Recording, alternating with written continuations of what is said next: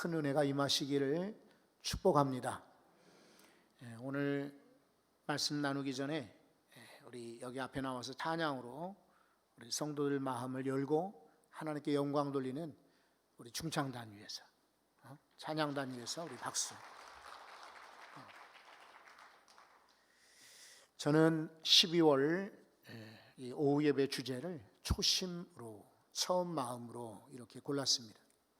TV의 그 프로그램 가운데 골목식당에 보면은 백 선생이 가가지고 컨설팅을 잘했어요. 식당이 아주 메뉴가 좋아졌고, 그리고 사람들이 많이 찾게 되었어요. 근데 한 2년쯤 지나서 누군가가 고발을 했어요. 처음에는 백 선생이 가르쳐준 대로 메뉴를 아주 맛있게 잘했는데 지금 한번 와보십시오. 아주 엉망입니다. 그래서 뉴스에 크게 나온 적이 있어요. 아닌 게 아니라 우리는 가끔 보면은 처음에는 아주 열심히 시작하다가, 연초에도 그렇죠, 어떤 기관을 맡고 조직의 장을 맡게 되면은 내가 우리 모임을, 기관을 잘 이끌어 보리라, 꿈과 비전을 가지고 시작하는데 나중에 시간이 지나면은 이게 상황이 자기 뜻대로 안 되잖아요. 그리고 구성원들이 때로 이렇게 승하게 하는 일이 있고, 또 자기에게 반기를 든다든지 아니 옳시다 또 이런다면은 이 사람이 이제 마음이 이제 흔들리는 거예요. 처음에 가졌던 마음, 내가 열심히 해봐야지는 마음에서 점점 줄어들어요. 그래서 거기 있는 사람들이 미워지기 시작하고 급기야는 조직을 떠나야 되겠다, 이런 마음을 가질 때가 있어요. 겨울이 되어서 이제 12월 초 되었는데, 여러분 우리 봄에 어쩌면 1월 달에 가졌던 초심, 내가 하나님께 금년에는 성경을 열심히 보리라, 내가 적어도 새벽기도 빠지지 않으리라, 또 이런저런 내가 금년에 어려워도 11조 드려야지, 또 주일을 빼먹지 말아야지 했던 그런 초심들, 더 나아가서 예전에 우리가 하나님의 사랑을 입었던 초심, 이거 이야기하다 보면 참 마음이 아프지요. 우리 어린 영혼들에게 초심을 심어줘야 돼. 하나님을 만나는 그런 초심을 어렸을 때부터 심어줘야 돼. 그래야 나중에 세월이 지나서도 돌아갈 초심이 있는 것이죠. 코로나를 핑계대고 주일학교 모이지 않고 또 예배를 드리지 않으면 언제 저들에게 초심을 심어주겠습니까? 초심이 없으니까 나중에 돌아오지도 못하는 거예요. 인간의 마음 가운데 적어도 3가지 마음이 있어야 성공한다고 해요. 처음 먹는 초심이 있어야 되고, 그리고 그 초심을 이끌어가는 열심이 있어야 되고, 열심을 중간에 끊이지 않고 맨 끝에까지 끌고 가는 원동력, 다시 말해 끈기와 같은 뒷심이 있어야 된다 그래요. 그런데 보면은 우리 한국 사람들 체력이 약해서 그런지 운동 경기 같은 거 하는 거 보십시오. 앞에는 막 열심히 나가다가 열심히 하다가 뒷심이 부족해서 나중에는 막 배구 시합 같은 거 보십시오. 축구 시합 같은 거 보세요. 아주 한참 잘 나가다가도 골을 하나 먹고 나면은 이제 뒷심 부족이다, 이런 말을 듣지 않습니까? 신앙도 마찬가지입니다. 초심도 열심도 뒷심도 중요하죠. 그런데 열심을 내거나 뒷심을 내려면은 앞에 초심이 있어야 돼. 처음의 마음, 내가 하나님 만났을 때의 마음, 하나님과 부딪혔을 때의 마음, 은혜 받았을 때의 마음, 내가 하나님의 은혜를 듬뿍 받았을 때의 초심이 있어야 열심도 뒷심도 생겨요. 아브라함과 함께 하나님 부름받아 나왔던 조카 롯이 있습니다. 이 사람 처음에는 아브라함 삼촌을 따라서 가는 데마다 예배를 드렸습니다. 애굽에 가면 애굽에 따라가고 다시 나오면 나오고, 그러다가 이 사람이 넉넉해지니까 삼촌하고 헤어지게 되었습니다. 그래서 아시다시피 소돔 고모라 지역을 선택했는데 나중에 초심을 잃어버렸습니다. 거기서도 경건하고 거기서도 하나님을 섬겨야 될 터인데 이제 우상을 섬기는 동네 사람들 문화와 그냥 흡사하게 들어가 버린 거예요. 멸망 가운데 겨우 구원받았어요. 그러다가 동굴에 들어가서 딸들과 나쁜 짓을 했고, 그리고 아이들을 낳는데 그 아이들이 결국은 이스라엘을 괴롭히는 아주 악한 민족이 되었어요. 사울왕을 보십시오. 처음에는 그가 왕이 무엇입니까? 나 같은 자가 작은 자인데 내가 어떻게 왕이 되겠습니까? 거부했던 겸손한 사람이었습니다. 그런데 나중에 왕이 되고 나서는 교만하여집니다. 제사장이 오지 않는다고 자기가 제사를 드립니다. 말년에 어떻게 하던가요? 무당을 찾아가서 사무엘을 좀 불러달라. 아주 하나님이 가장 싫어하는 일을 합니다. 결국 그 사람은 전쟁터에 나가서 죽고 말았습니다. 왕위도 물론 다윗에게 넘어갔죠. 여러분이 사사시대의 삼손 이야기도 잘 아십니다. 이 사람은 원래 나시린이로 구별되어 살아야 되는 사람이에요. 그런데 하나님 주신 힘을 그는 제대로 사용하지 못했습니다. 결국 이방 여인의 품에 있다가 하나님께 버림받고, 그리고 결국 패자가 되고 말았습니다. 초심이 그래서 중요합니다. 우시야 왕 이야기도 아시죠? 처음에 그는 개혁주의 선봉에 섰던 왕이었습니다. 율법을 발견하고 그 율법 따라 살려고 애를 썼고, 그리고 성전을 청결하게, 그리고 이것저것 성전을 다시금 숙정 사업을 했던 그런 인물이었습니다. 그런데 나중에 그는 교만하여집니다. 그리고 외국의 왕들에게 자기의 창고를 열어 보여주고 자랑합니다. 결과 그는 나병 환자가 되어서 비참하게 말년을 보내게 되었습니다. 이렇게 성경에 보면은 처음에는 좋은 마음으로 출발했다가 나중에 망해버린 인생들이 참 많습니다. 그런데 갈렙과 같은 인물처럼 처음에도 그랬듯 끝까지 그런 인물들이 있습니다. 여러분, 우리 모두 초심 끝까지 끌고 가는, 뒷심까지 갖는 우리 성도들 되시기 바랍니다. 성경 말씀에 보면은 히브리서 3장 14절에 이렇게 말합니다. 우리가 우리의 확신을 끝까지 확고히 잡아 하나님께 참여한 자들이 되었노라. 처음 가졌던 끝까지 그 약속을 믿고 붙잡아 하나님의 약속에 참여한 자, 우리가 될 수 있기를 바랍니다. 그런데 성경 인물 가운데 가장 극적인 성공적인 인생을 살았다가 말년에 아주 바뀌었던 인물이 바로 오늘 말씀의 주인공 솔로몬이에요. 그래서 우리가 9절부터 읽었지 않았어요? 다시 한번 9절 앞부분을 보십시오. 솔로몬이 마음을 돌려 그랬어요. 초심을 잃어버린 거예요. 그래서 이스라엘 하나님 여호와를 떠남으로, 예전에 하나님께 꼭 붙어 있었는데 하나님을 떠나는 안타까운 인생이 되었습니다. 여호와께서 그에게 진노하시니라. 이때 깨달았어야 돼요. 왜 하나님이 진노하시는지. 아, 내가 마음이 떠났구나, 하나님을 떠났구나, 돌이켜야지 했어야 돼요. 근데 하나님은요, 일찍이 2번이나 그에게 나타나시고 경고하셨어요. 2번이나. 이 일에 대하여 10절입니다. 명령하사 다른 신을 따르지 말라 경고하신 거예요. 그러나 그가 여호와의 명령을 뭐라고 하십니까? 지키지 아니하였다. 솔로몬은 본래 하나님 명령을 지켰던 착한 그런 아들이었어요. 원래 다윗의 첫 아들이 아니지 않습니까? 그것도 초백에서 난 아들이에요. 그런데 하나님께서 이 솔로몬을 사랑하셔서 그를 왕으로 세우셨어요. 처음 왕으로 세움받을 때에 어찌했습니까? 그는 정치하기 전에 먼저 예배를 드렸습니다. 기도를 먼저 했습니다. 하나님, 제가 어린 나이에 왕이 되었는데 이 백성을 다스릴 만한 지혜를 주십시오 라고 기도하고 예배하던 사람이었어요. 하나님이 깜짝 놀랐습니다. 아, 이런 사람이 어디 있나? 다른 사람 같으면 부귀와 영화를 구할 터인데, 장수를 구할 텐데 지혜를 달라고, 내 백성을 다스릴 만한 지혜를 달라고. 야, 이 솔로몬 대단하구나 이러면서 지혜는 당연히 주지만 내가 구하지 아니하는 장수, 명예도 부귀도 주리라 더하여 얻었던 인물이 바로 솔로몬입니다. 근데 이 솔로몬이 마음이 돌아선 겁니다. 초심에서 바뀐 거예요. 하나님을 떠났습니다. 하나님과 함께 가야 되는데 떠난 것입니다. 이유가 무엇인지 여러분, 오늘은 우리가 10장, 11장을 주제로 요절로 삼았지만 10장부터 잠깐 보시면 23절입니다.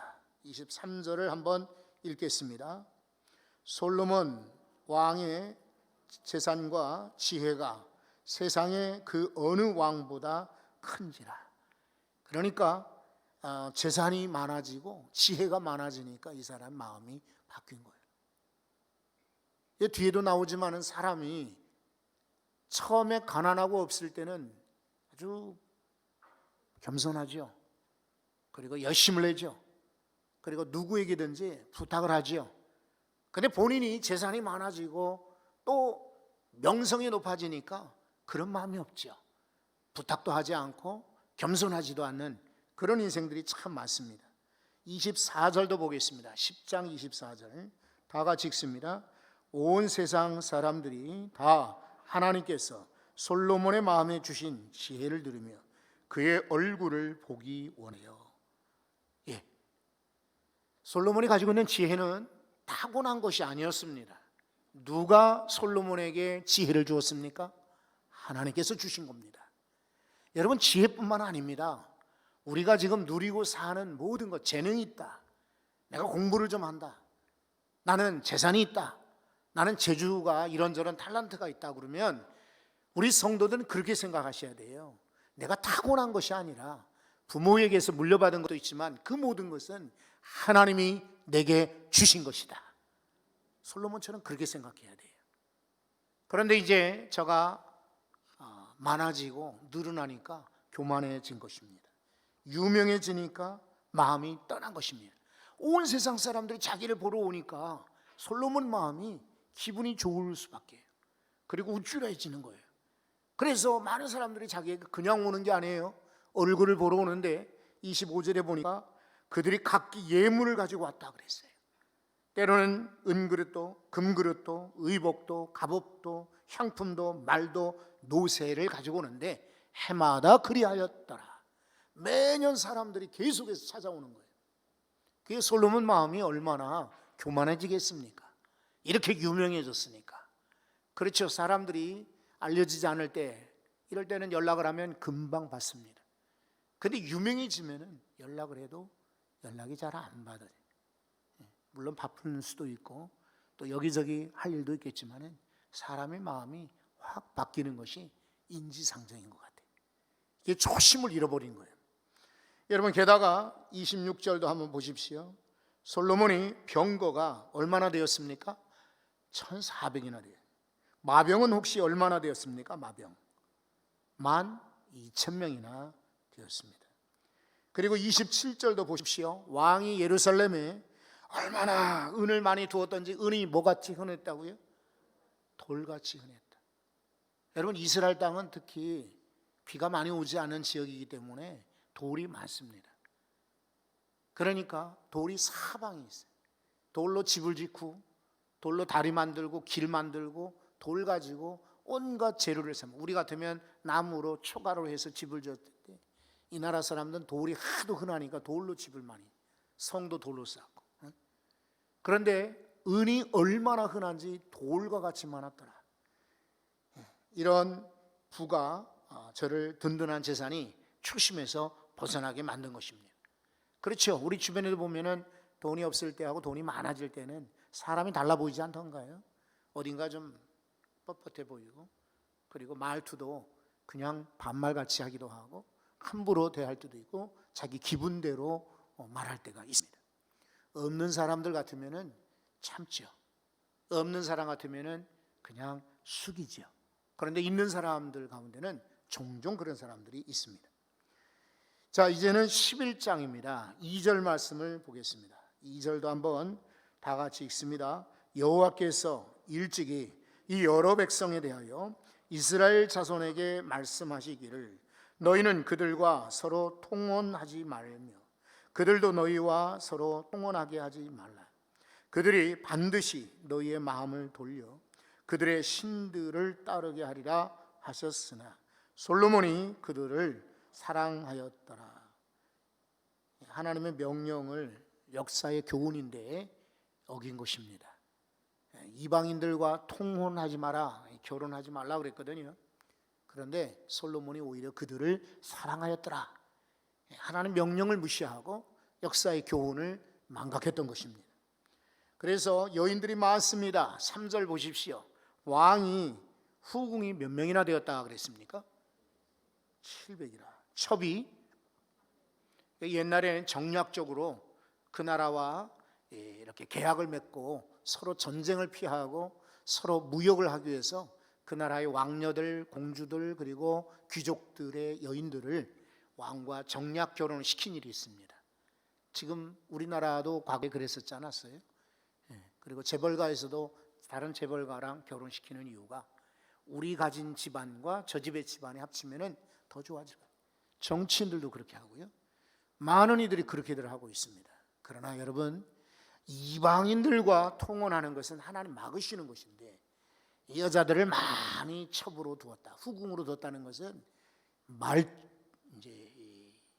잘못되는 솔로몬의 망조의 시작이라고 할 수가 있어요. 게다가 여러분 4절도 한번 보십시오. 왕의 마음이 4절 보시면 왕의 마음이 그의 아버지 다윗의 마음과 같이 아니하여, 그 다음 구절을 읽어보실래요? 그의 하나님 여호와 앞에 온전하지 못하였다. 찌그러졌다, 상처가 났다, 구겨졌다, 이게 온전하지 못하다는 그런 히브리 말입니다.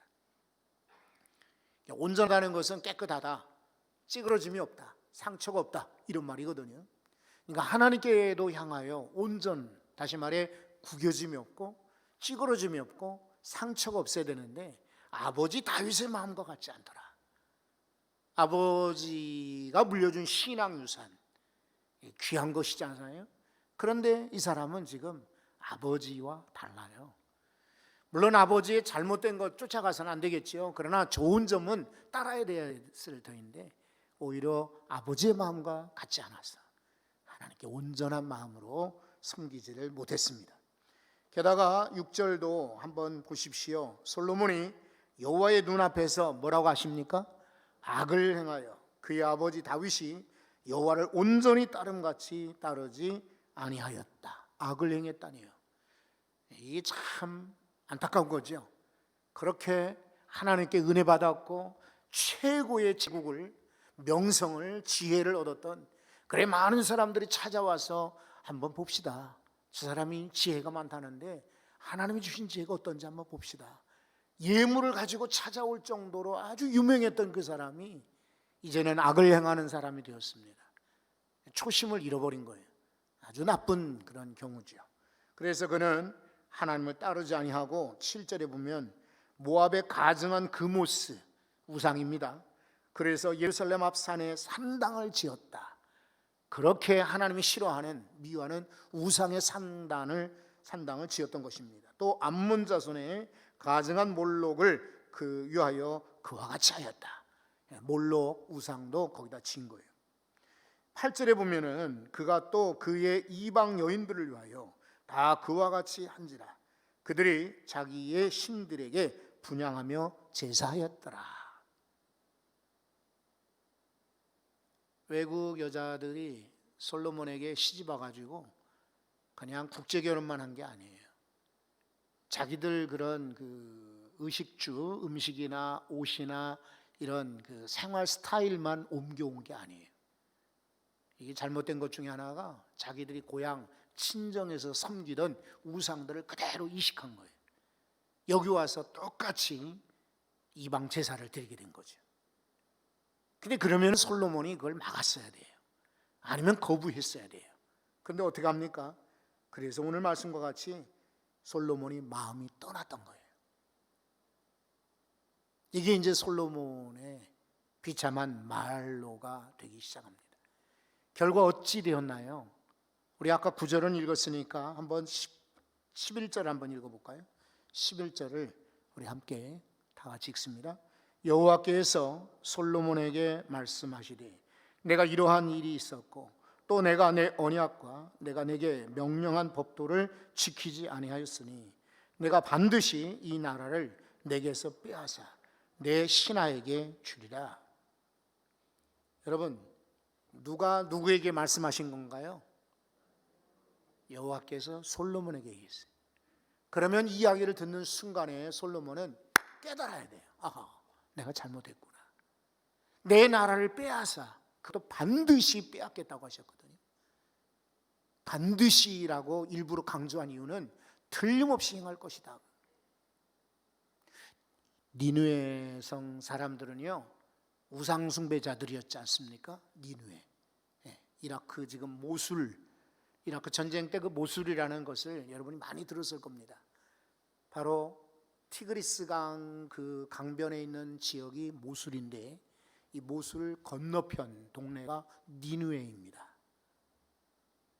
하필이면 어제 기독교 방송 CBS 방송 보니까 햇불 트리니티 대학교의 총장인 김준권 박사 아들 그 김윤희 박사가 이 니느웨에 대해서 설명하더라고요. 니느웨는 바그다드에서 40km 북쪽에 떨어진 모술 강 건너편에 있는 옛 도시입니다. 성이 10km나 된대요. 그러니까 사흘길이 걸렸다는 말이 약간 과장이지만 그래도 엄청나게 큰 성은 틀림없어요. 10km가 되었다, 성이. 그리고 성벽이 외벽과 내벽으로 두 개 이중벽으로 되어 있어요. 웬만한 공격에는 넘어질 수가 없어요. 외벽에 무너지면 내벽이 또 있으니까. 그리고 성벽 위 두께가 15m였다 그래요. 15m. 여러분, 15m 도로 같으면 적어도 4차선이 날만하고, 꽤 큰 도로입니다. 우리 저 앞에 있는 도로 생각해 보십시오. 그래서 4마리의 쌍두마차가 한꺼번에 갈 수 있다. 성벽 위로. 그 정도로 성이 두껍고 아주 견고한 니느웨 성. 그런데 요나가 가가지고 뭐라고 했습니까? 하나님께서 말씀하시기를 앞으로 40일이면 이 성이 무너지리라 예언을 했잖아요. 그런데 니느웨 사람들은 그 경고, 선자의 경고를 듣고 요나를 누가 알았습니까? 요나가 어떤 사람인지 조사해 봤습니까? 그런 것도 없어요. 그만 요나 선자의 메시지를 듣고 그들은 회개하기 시작했어요. 온 백성이 다 짐승들까지 금식을 명하고 베옷을 입고 회개하기 시작한 거예요. 그랬더니 하나님이 바꾸셨어요. 계획을 바꿨어요. 이 성을 멸하리라 그랬는데 멸하지 않고 살려주셨어요. 여러분, 솔로몬에게 여호와께서 나타나 말씀하실 때 솔로몬은 들었어야 돼요. 그런데 그는 회개하지 않았습니다. 혹시나 그 사이에 우리가 초심이 바뀌었어. 나도 모르게 옛날에 믿었던 그런 열심이 식어졌어요. 오늘날 뒷심까지도 빠져버렸어요. 하나님께서 솔로몬이 아니라 나에게 지금 말씀하신다라고 여러분 받으시고 돌이킬 수 있기를 바랍니다. 그런데 솔로몬은 어떡합니까? 이렇게 하나님이 경고하시는데도 침묵하고 있어요. 하나님의 침묵도 무섭지만은 인간에게 고하고 명령하셨을 때는 침묵하면 안 됩니다. 그렇습니까, 하나님? 정말 잘못했습니다. 저 예전에 저희 모습으로 그렇게 하나님을 섬겼던 모습으로 왕자에 있을 때, 왕에 올랐을 때, 그리고 왕위에 있어서 하나님 주신 지혜로 백성들 다스릴 때 그때의 초심으로 돌아가겠습니다 라고 했어야 되는데 솔로몬은 그렇게 하지 않았어요. 침묵. 이제는 분별력도 잃어버린 거예요. 나이가 많으니까 하나님이 그 설마 나를 멸하시리랴 이렇게 생각한 거예요. 여러분, 이것이 보통 오래된 성도들의 특징입니다. 예전에는 하나님 말씀이 선포될 때 내게 주시는 말씀으로 알고 깨닫습니다. 그리고 회개합니다. 돌이키지요. 그런데 세월이 지나서 많은 말씀 듣고 신앙생활 하다 보면 설마 하나님이 나를 벌 주시겠어? 그냥 설교야. 저 목사가 그냥 하는 말이지. 무슨 소리야. 나한테는 해당이 안 될 거야 라고 생각하는 경우가 많습니다. 그러니까 아무 생각 없이 지나다가 순식간에 멸망을 당하는. 여러분, 계속해서 12절에 보니까 이렇게 말합니다. 그러나 내 아버지 다윗을 위하여 내 세대에는 이 일을 행하지 아니하고 내 아들의 손에서 빼앗으려니와. 이거 보면은 하나님을 아버지는 어떻게 섬겼던가, 온전히 섬겼지 않는가, 부러지거나 상처나거나 구겨지지 않은 그런 마음으로 하나님을 섬겼는데, 그러다 보니까 다윗을 위하여. 그러면 솔로몬도 깨달았어야 돼요.